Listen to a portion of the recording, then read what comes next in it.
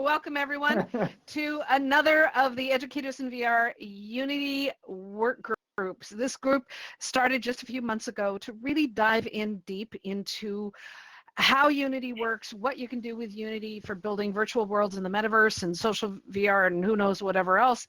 And we also are talking about certification. How do you get the certification, the educational material and information that needs to happen so that you can get certified at different levels in that. But today we're going to be, Endicel here is going to be leading us on and Lance, who's in the Educators in VR account, is going to be exploring the NavMesh and how you can make your non-player characters, your NPCs, walk and move around. So my name is Laurel. I'm the Director of Educators in VR, and I'm here with our team members, Endicel, and Lance, who's in the Educators in VR account. Go for it, all you.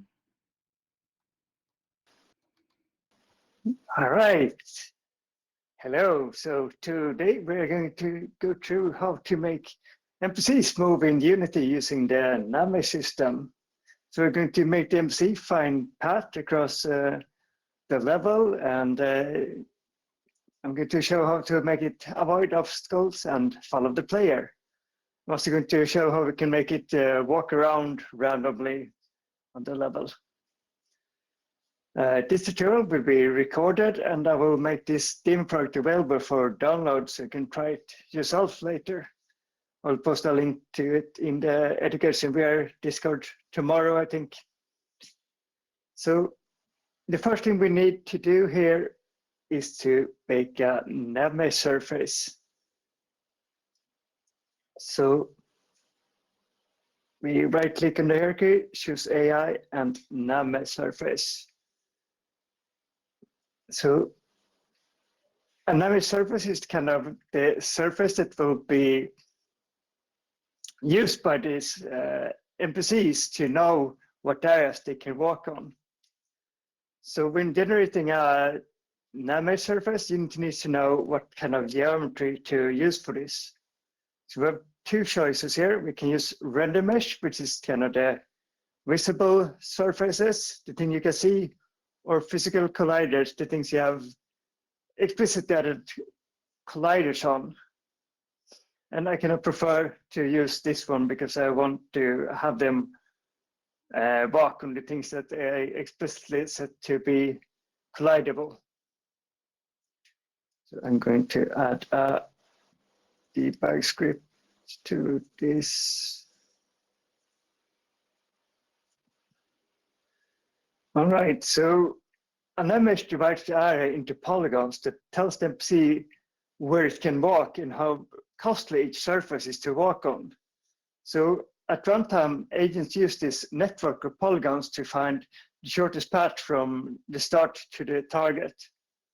Right now, all surfaces are the same cost and same color, but later we're going to change so that water is more expensive to walk over, and we will see that it changes color. Right, so if we look at this level now, we see that an issue here is that this area is not blue, so it means that the agent won't be able to walk through here. And that's because per default, Unity has set that it should count on that an NPC is 1 meter wide, and this area is kind of slightly less than 1 meter. So to fix this, we can go to NavMesh surface here, agent type, and open agent settings. And we can change the radius to something smaller, like 0.25. So this way it counts on the NPCs that will walk here be half the size. So if we bake, you will see that this path is now blue. So another issue is the stars here. You see that they are only partly blue. And this is because the stars are 46 degrees. The slope is 46 degrees, but per default, Unity has set the limit that they can only work out surfaces that are 45 degrees. So we can fix this by going to the agent configuration again and changing this to 46, and then baking again. And you see that now it's blue, so now it has mapped this surface. All right, so to make our NPC move, we need to add a NavMesh agent component to it. So you can think of this as kind of the navigation brain on the NPC. It's the part that drives the character across the NavMesh. It figures out to get from one point to another and figuring out how to get around objects. So add component of mesh agent, and I'm going to decrease the speed a little bit here to make it easier to follow. Right, now we need some code to be able to control this. So I have a boilerplate script here that I'm going to open and edit. So first we are going to need access to that NavMesh agent to be able to communicate with it. So I add private because it's not going to be assigned in the inspector. So I have a component here for holding the agent, and it's the agent get component.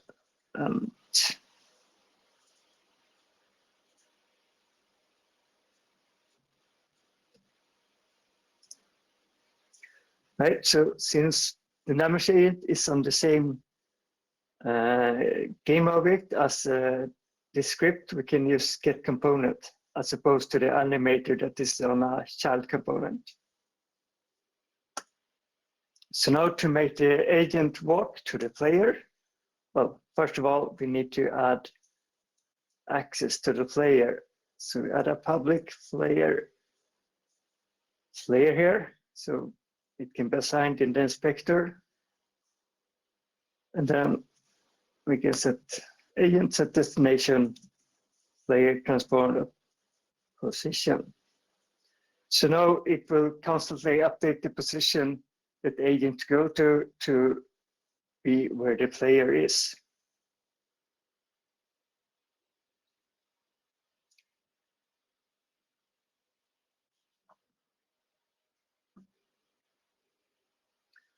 All right, first need to assign the player here in the inspector so that it knows what to follow.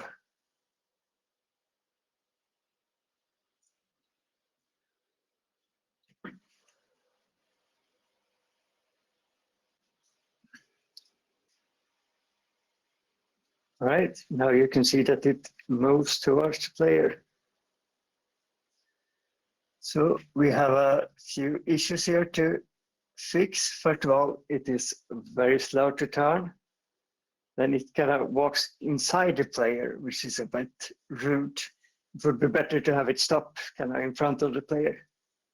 And we're also going to add some animations because right now it's just sliding around.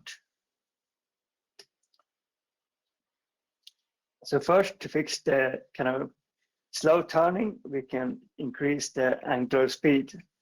So this determines how fast the NPC can rotate.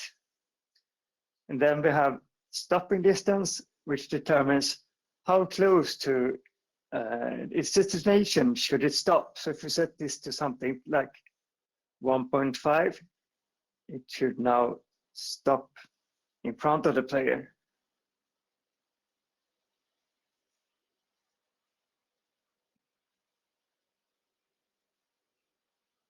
So now it stops in front of the player and has faster turning. So the next thing to fix is animations. So if we go in here, we can see that it has an animation controller with animations. So when starting the game, it will go to the happy idle animation. And then we have transitions here from and to a female walk animation. So here we can see that when the velocity parameter is set to something larger than 001, it will start playing the female walk animation. While when it's less than this, it will go back to idle. All right, so let's set that up in the script so that it can animate. So first, I'm going to create a variable that we can use to fine-tune the animation speed. I'm going to call this animation speed and set it to 0.5. And then the animator set float and velocity to update this velocity parameter. And we are going to set it to the velocity that the NPC or NavMesh agent is currently moving in. So we can do this by set the agent, that velocity, and magnitude gives us the overall speed of the agent. And I'm also going to multiply this by animation speed to get that tweak.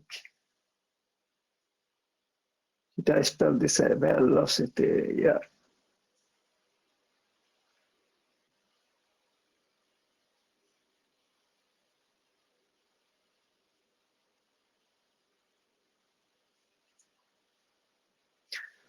All right, so now we have some working animation here. So let's walk out of here. So now you see that it refused to move out of here. And let's see why does this.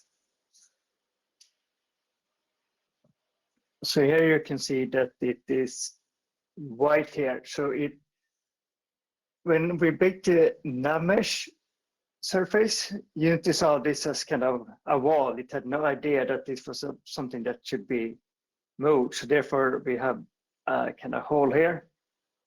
So to fix this, we're going to use something called NavMesh obstacle. So if you add this to an object, Unity will know that it's going to be movable. So I am going to add this to all my obstacle.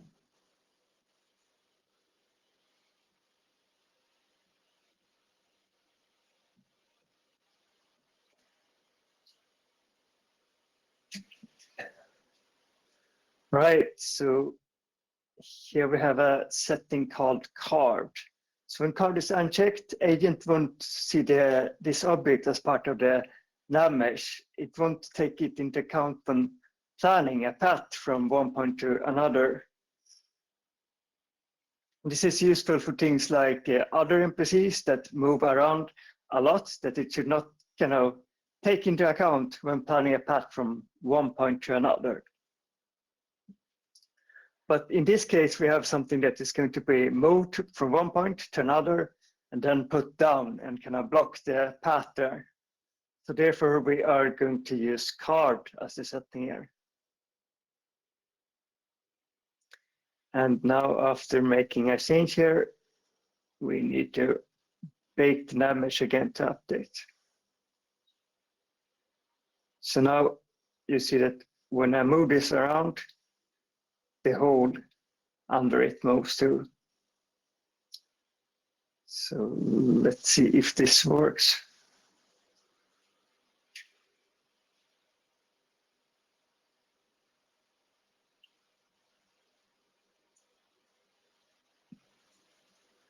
All right, so now it could move out with me.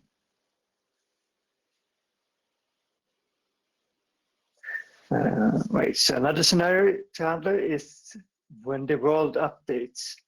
So here we have a broken bridge, but let's say that we want to have a magic button here that repairs this bridge, and then we want to be able to walk through it. So I'm going to first just add a texture to the floor here to make it stand out. Then set it slightly higher up so we can see it. And then I am going to add a box collider to this one, a trigger one. So this way it's going to be able to detect when something comes within this area, and so we can catch it from code and perform an action. Right, I'm going to add an empty boilerplate script here that I created to handle this. So here you can see that it takes two parameters, a broken bridge and a fixed bridge. So here in my scene, I have this broken bridge that we can see. And then I also have a fixed bridge. So we're going to, from code, update this so that when we step on this one, it turns off this broken bridge and turns on the fixed one.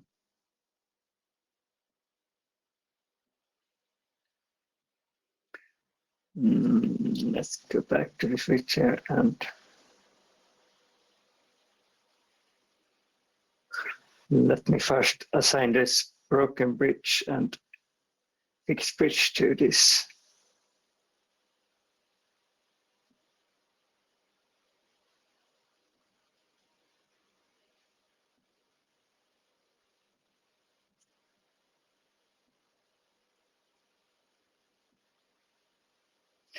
All right, so here we can have a red empty boilerplate script, just placeholder for these two, broken bridge and fixed bridge. So here I'm going to add a on-trigger enter to catch when something enters this trigger collider that we added. And when something enters it, we're going to set the broken bridge to set active false. So this means that it will turn off this broken bridge. And then the fixed bridge is going to set that one to true. So this way it turns off that broken bridge and enables the fixed version of it.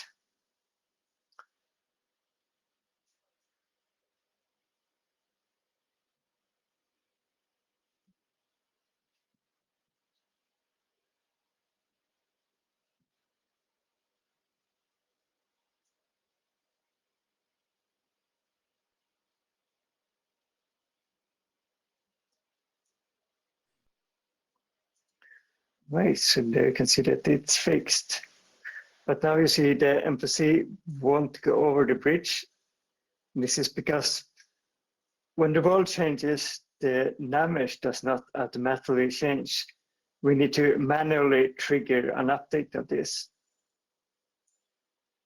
So to do this, we first need to have access to that NavMesh surface that we added to the world.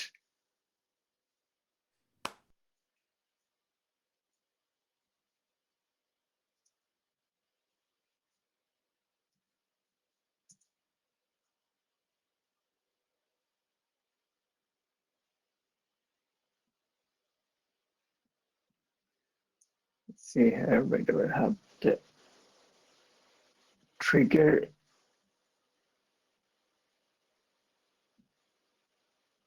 Trigger script, NavMesh surface. We drag in this NavMesh surface that we use. And then we can call a function on that NavMesh surface called build NavMesh. So when this is called, it will rebuild the NavMesh surface and it will update this change to the bridge.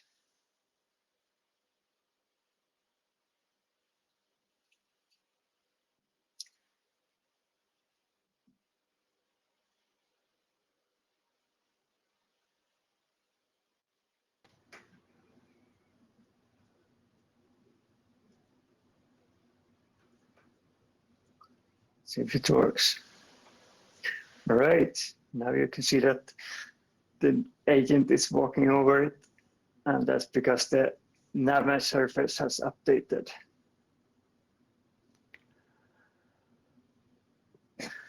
Right, the next thing I want to go through is how to make it prefer to not go over water. So it should be able to go over it, but only choose this path when the other paths are much worse.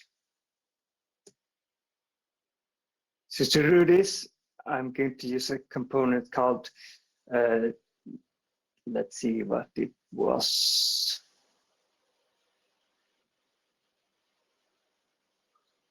Mesh. NavMesh modifier is a component that's used to change what kind of surface something has. So here, water is a parent that has collected all my water surfaces on. And here we have apply to children is selected by default, so any change will be applied to all children. So if we choose override area, and then we can open agent set our area setting here to add a new type of area. And I'm going to call this area water. And I'm going to set the cost to 10, so that it's 10 times more expensive to walk over this. And yeah, need to change the area type here also to water. Let's build it and see what happens. So now you can see that this area has changed color, which means that it's a different type of NavMesh area with a different cost.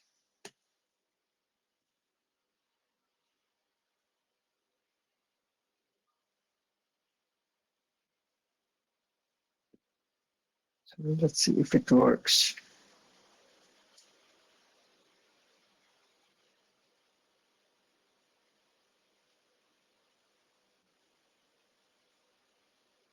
Right, so now you see that it prefers to not go over water, it takes the way around. But let's see what happens if I block the path here, so it can't take that path.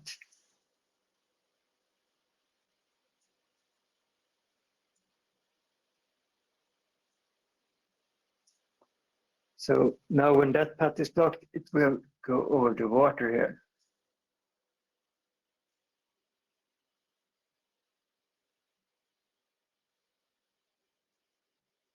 Right. So the last thing I'm going to go through here is how to make the character or the NPC walk around randomly on the level. So to do this, we're going to update the NPC's code here. So the way I'm going to solve this is to kind of choose a random point on the NavMesh and then tell it to walk to this random point. And for this, I'm going to need a variable to decide how far should it walk from its original point each time it chooses a new destination. So I'm going to call this max walk distance. And set it to something like 50-meter max. I'm also going to add an enum so we can choose between having a agent that follows the player or walks around randomly.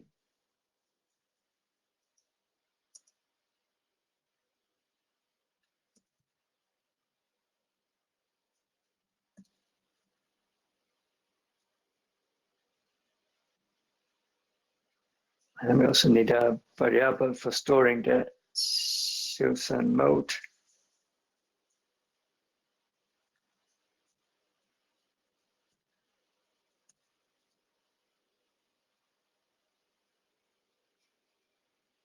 All right, so now I only want the agent to follow the player if the AS mode is set to follow player.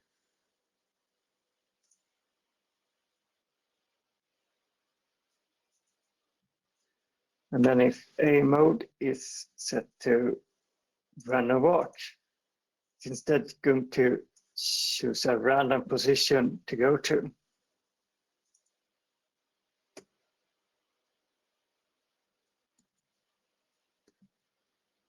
So random position here is a function going to create.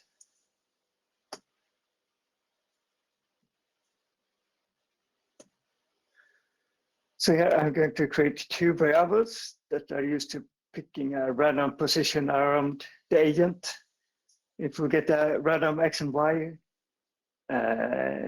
offset within the walking distance, and then add this to the agent's current position to find a new target. So let's do that first. Random X.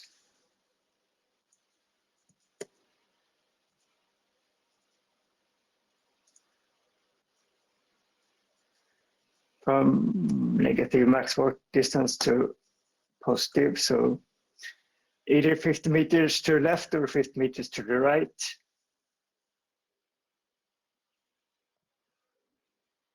And the same for walking up and down the area.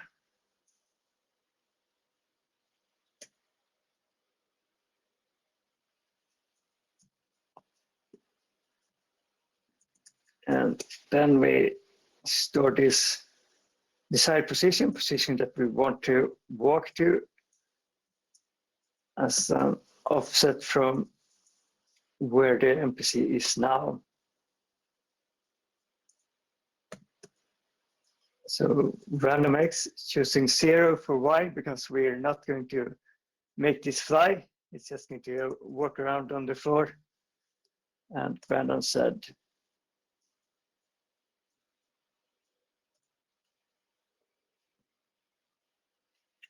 All right, so this code chooses a random X and Y offset, and then adds this offset to the current position, and then returns this new desired position. So this works fine for this type of level, but if we have kind of more complex terrains and different types, chances are that the chosen position will be somewhere outside of this NavMesh, and then the agent won't know what to do. So to solve this, we can use a method called sample position that we send in a position we think we want to go to, and then this one will find the closest position on the actual NavMesh that exists and send out that position instead.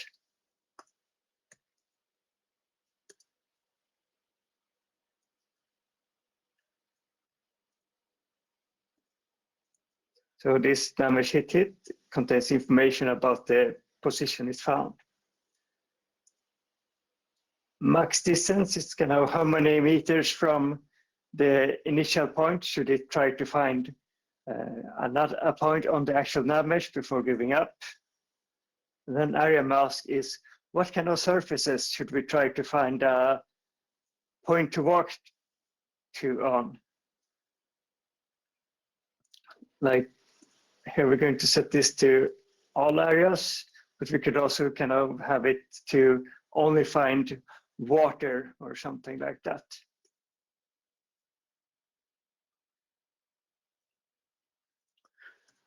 Right, so if it managed to find a position on this NavMesh surface, it should return that position.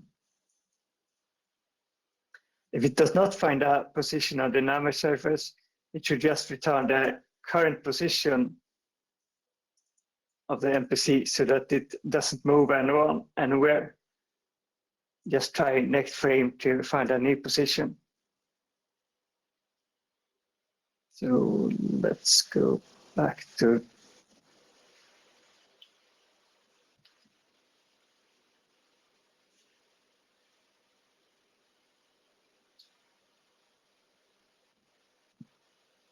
and right now we see that it doesn't really move anywhere. This is because, as you can see, this line tries to find a new position every frame to go to, and nothing happens.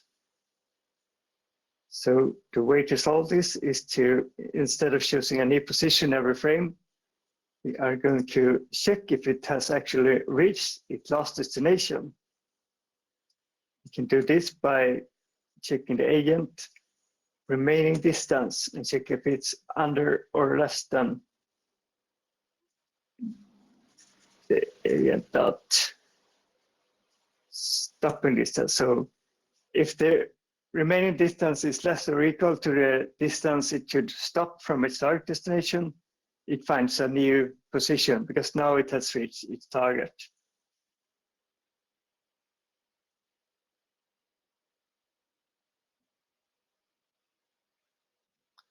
And let's see if it works.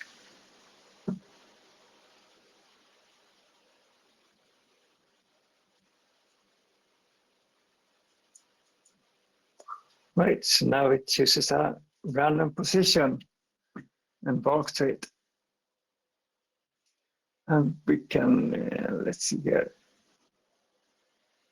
use this, and I think we can just switch to follow player, and it will switch back to following the player instead.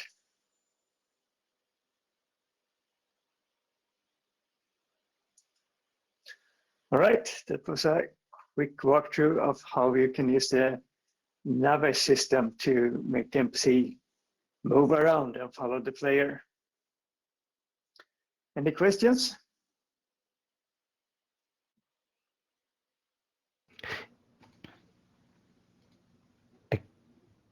Go for it. Yes. I kind of do. So when you added the bridge,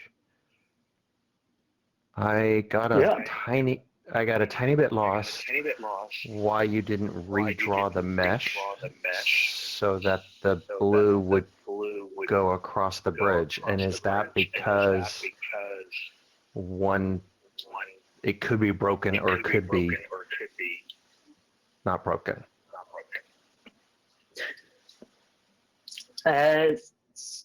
I don't understand. So the idea was that you were going to be able to activate the bridge by stepping on this one.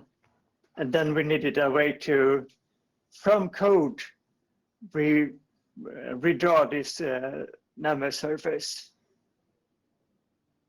And that's kind of what I did with this NavMesh. Okay. Was the example to show you could do it in code instead, or is there a reason why you put it in the code? I missed that part. All right. That's because when you play this game, let me show you.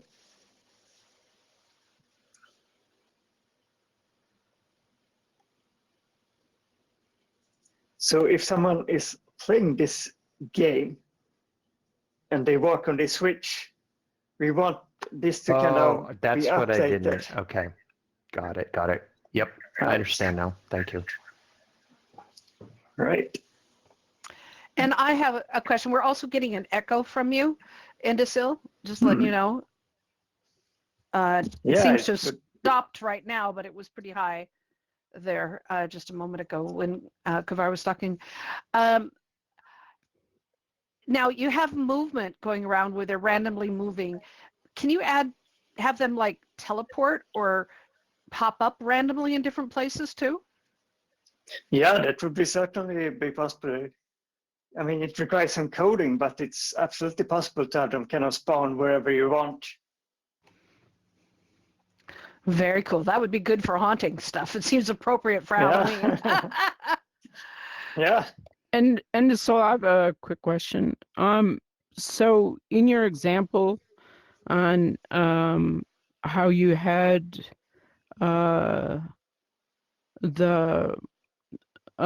AI just randomly walk around, and you calculated the random position, what would happen if you had a bridge there that was a permanent bridge, so the random position was like on top of the bridge? Could you account for a height position where the character would randomly go up the bridge? Yeah. So, I mean, would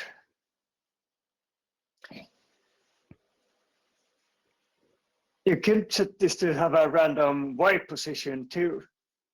And then this supper position helps find the closest point to the position you have chosen. Did that answer the question, or? Well, I'm just wondering if how you would handle if you had an environment that had hills or different levels in the terrain. It's more than just like an XY position. It's also a Right. would have Yeah, to I think climb something. This kind of sample position would handle it decently. Oh, okay. Because you have this, you can choose how far it should charge for the closest point on the actual NavMesh surface. If you choose Oh, something underground, it kind of goes up to find the closest on the ground. okay.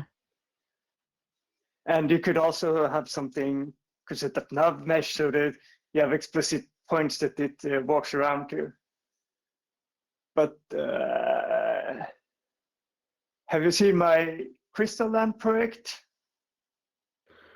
A while ago, did you implement this nav meshes in Crystalland? Yeah, exactly. So this is the type of system that I use there. And then you have a terrain that has varying heights. Okay. All right. All right. Any other questions? I have a million. Go ahead, Steph. Did I hear Steph? How long? I mean, this is out of my depth here, but I was just wondering, out of curiosity, how long did it take you to work out this process to where you actually got these results? Oh, I have no idea, because this is something I learned many years ago. So it's kind of hard to say. Oh, okay. Okay. Yeah, this is amazing stuff. It kind of goes back to a basic question. Why would you want to have NPCs roaming around randomly? How does that? I know the answer, but give us some other reasons. So really, let's explore this deeper. Why do you want them wandering around, and what can they do, and how do they add to the story other than just being background noise of characters? I can answer that. So I'm working on a game where I want animals just randomly walking around, grazing in a field. So that's why I also asked this question of Endicel, because it's on a hilly terrain. So I want them to not bump into each other and just randomly walk around. Okay, so animals and birds, that makes sense. What about people? I can see like a game that has a marketplace where you have characters that are moving around in it, but what else? Endicel? Yeah, other Yeah. reason. I mean, Thinking? Mm-hmm. you could have it.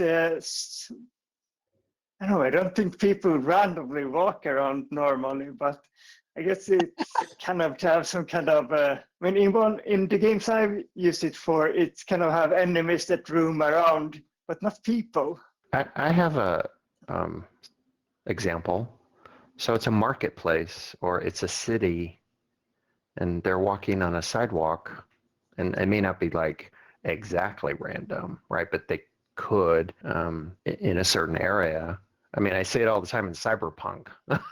They're randomly all over the place. It's a little annoying, actually. You run into them all the time, and then they get mad at you, and then you get in trouble if you yell back at them, and it's like a mess. Well, let me give you two examples of how, because my husband was one of the first to create an interactive fiction text-based game ages ago that had a character that moved around, and the character's name was Dr. Bob. And in general, what would happen is that because this is the expectation, we called NPCs bricks or doorstops, because they stayed in one place and they didn't move. And you could play around the game and you'd go back and the character would still be in the same place. And he wanted a sense of time passing. So there was, morning, afternoon, evening, nighttime, and characters, people don't, to get a realistic experience, they don't stay still, right? It doesn't make sense. People move around. That's normal. So he created Dr. Bob, that the character would run across, the player would run across Dr. Bob, and he'd be making strawberry shortcake in his cabin out in the woods where he lived. And they'd have a conversation with him and whatnot. Then they'd wander off and they'd come back to the cabin and Dr. Bob wouldn't be there. And they'd have to go hunting for him. And they thought Dr. Bob was the game. And they go, where's Dr. Bob? He's not there. And he'd be down fishing or, down by the river. But the original character was, the original story when he started developing this is that he was, when we got together, when we got married, it was the first time he ever lived with a cat. He always had a little dog, and cats have a mind of their own.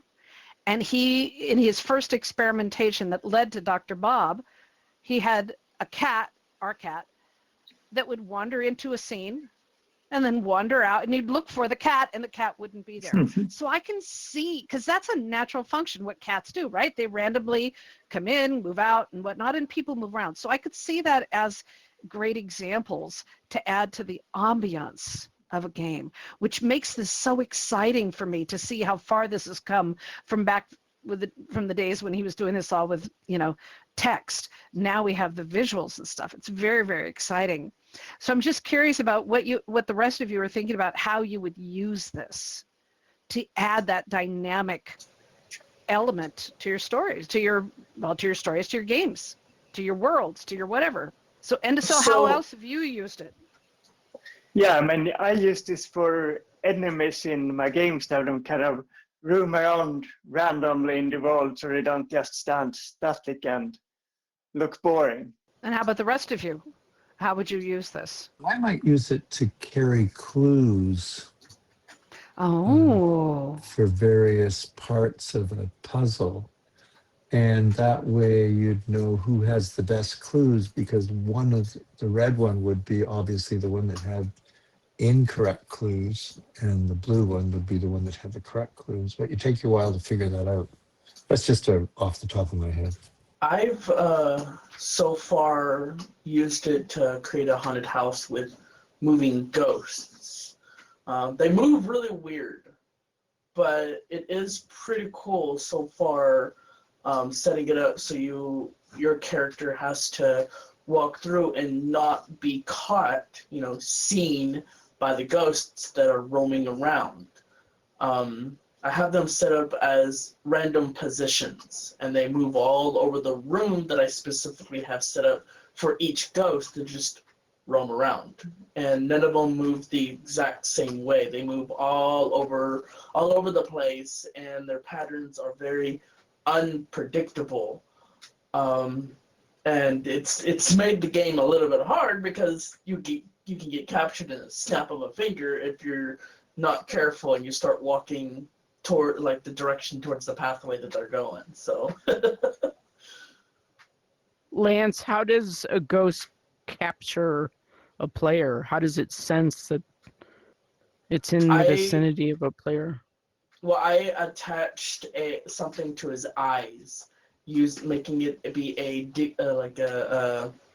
what is the word? Like a detection type thing.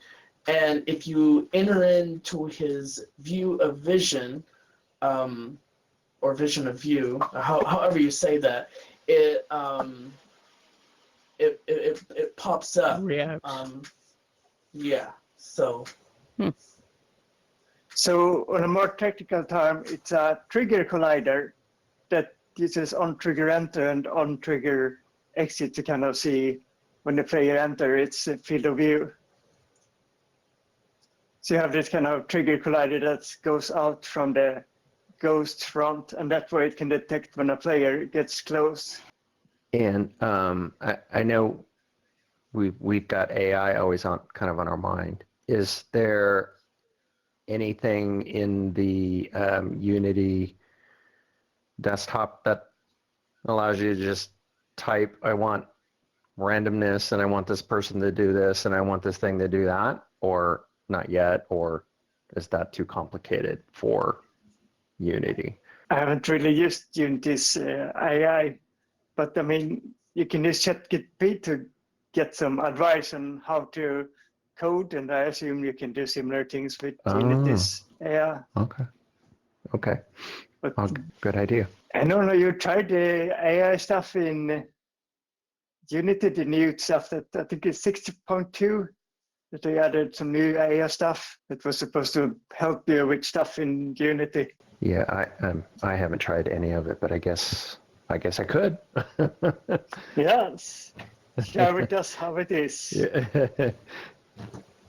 Yeah, Unity's released more stuff with their AI. I haven't been able to dig too much into it, just the AI of moving NPCs and stuff. But they said that they've added it so it can help you navigate Unity, which is pretty cool. So still have to look into that bit right there. But yeah, that's in their most latest version, their sixth version. So that's mostly where they're putting majority of their beta AI stuff. That's cool. Does anyone else have any other questions? I'm good, but thank you very much for this. Yeah. Thank you, Endicel. Thank Yeah, you. this was really good, Anderson. This was absolutely amazing, and I want to thank you so much for doing this. You've opened up our minds and our imagination to all the possibilities, because for many of us who build, virtual worlds and things, and Lance, you're behind the screen, is to build staticky worlds. I mean, there's things that move and float around, and there's fog and all those different things, but it's to really to make it a little more interactive, a little more realistic. And it's true, people just wander around and things happen, and it adds so much to it. So thank you for helping to break our heads and expand our knowledge. We really, really appreciate it. So thank you, Endicel. Fantastic. Thank you. Thank you. Yay. Okay, so coming up, please check this will be on our YouTube channel with Educators in VR in the next day or so, and also check the schedule, check the calendar. We have so many cool things that are coming up. We're going to be talking about the certification programs, all the different Unity certification programs, and again, I think coming soon, we're going to be also diving even deeper into how to do things like this, to push the limits of Unity. I'm also really excited that it was just announced that Kronos, the company who is behind Gaussian splats, are expanding the standards to be Lance, help me, GBLs? It's been a long day. GLBs, thank you, GLBs, and not just a proprietary style format. And EngageXR is going to be adding Gaussian splats capability, but that ability to actually create it and not have the platform bend over backwards in order to support Gaussian splats and all kinds of splats, this is now going to be more regular. So we'll be able to do volumetric scans, photogrammetry, and all kinds of exciting things and bring those in. So we'll be talking about how do you do that, how do you bring those things into Unity, and working with Gaussian splats. We're also going to be talking about how do you optimize your virtual worlds for different platforms, and so many other topics we have lined up for this year. So Endicel, thank you very, very much. Really, really appreciate it. And thanks to Endicel, to Dawn, to Lance, and everyone on our Unity, Education VR Unity work group. We have more fun stuff coming up.